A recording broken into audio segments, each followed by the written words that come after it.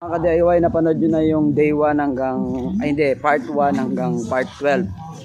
So, part 13 na tayo. So, yung part 13 natin, ibibigay na natin yung mga natira na grocery niya, no?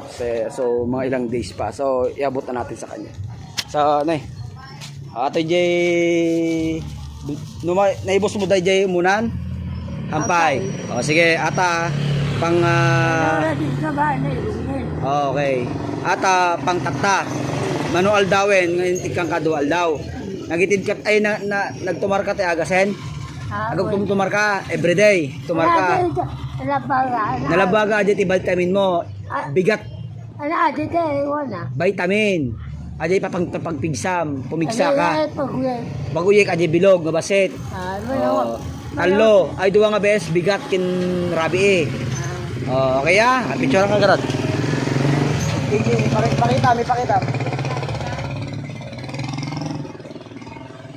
So yan yung ating kwan kay Lolo Bio pang part 13 natin na ibibigay natin yung natira, no.